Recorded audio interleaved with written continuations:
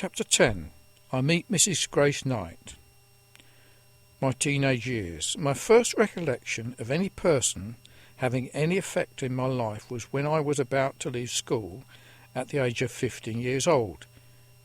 My mother had spoken to Mr. K.H. Knight, who was the proprietor of Central Bucks TV, and had arranged for me to have a part-time job working after school and on a Saturday. It was until I left school and I took up full-time work as an apprentice with Mr. Knight. I was told years later that my letter of job application was so badly written and the spelling so awful it was unintelligible and laughable.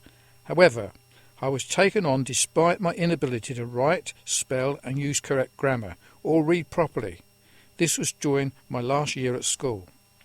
I first met Mrs. Grace Knight one Saturday morning whilst working with her husband. She was in hot pursuit of Ken, shouting at him for doing something that she disapproved of.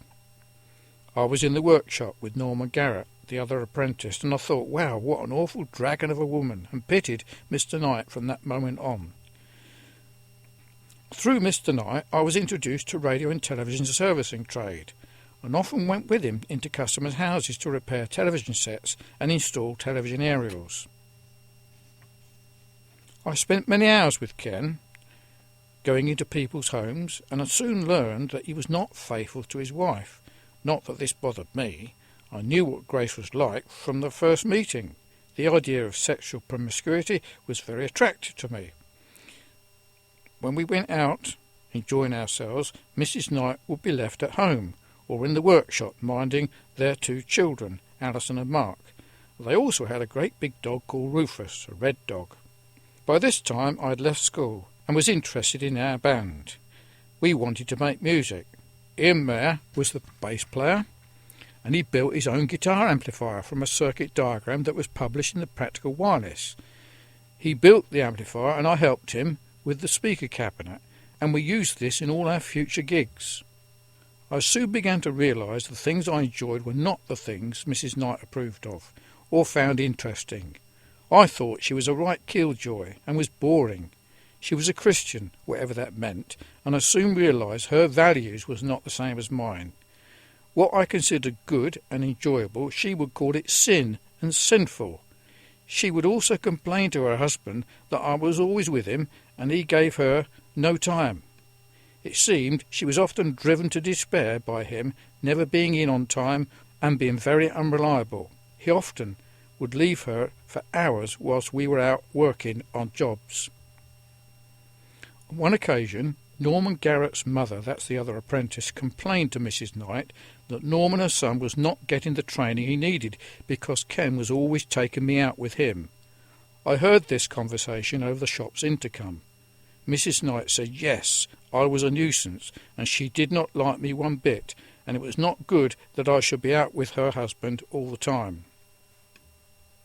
Upon hearing this, I felt angry and went downstairs to where they were and confronted them, saying I had heard what they'd said over the intercom.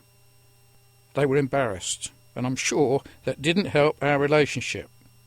I really thought Mrs. Knight was an ogre. I began to attend Luton College for Technology to learn about radio and television servicing, and travelled by bus one day a week from Aylesbury to Luton. It was about an hour's run.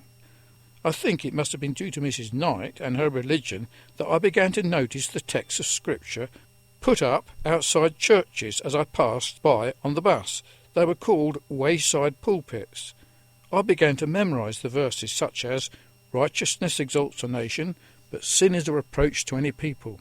And another, Jesus said, if you find life difficult, learn of me, and the burden I shall give you will be not too difficult to carry.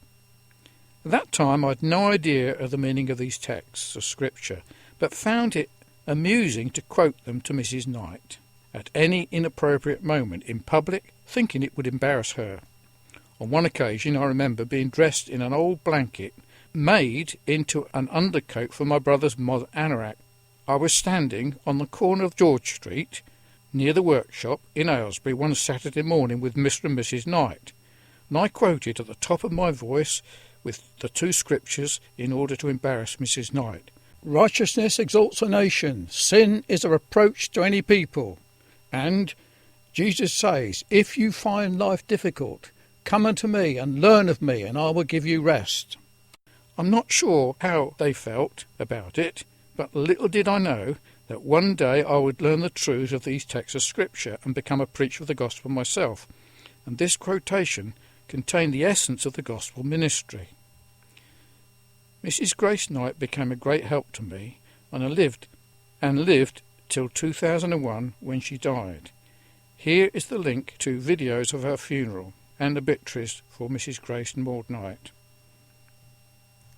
I enjoyed working with Mr. Knight because he seemed to appreciate the help and abilities I had, and would trust me to drive the van at 15 years old. On one occasion he was short of a driver, and had no one to deliver a television set, so he dressed me up in a large sheepskin coat, gave me a pair of dark glasses to wear, instructed me to deliver the TV set to a house in Quarrendon Estate. I was very pleased to do this, even more when it turned out that the house where I was delivering the TV set was where my friend Gillespie lived. On another occasion I was given the job of replacing a complete IF board on a new Ferguson 850 TV receiver in the customer's home. A qualified engineer would do this normally in a workshop, would not have done it in the home, but this unconventional method approach was normal to me. Mr. Knight had complete confidence in me at the age of 15 to do the job. I'm sure the customers were not at all happy at this 15-year-old repairing their lovely brand new television receiver.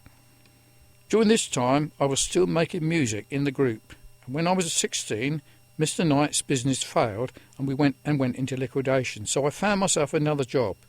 I got an apprenticeship with Sale and Mellor, a radio and TV shop in Aylesbury.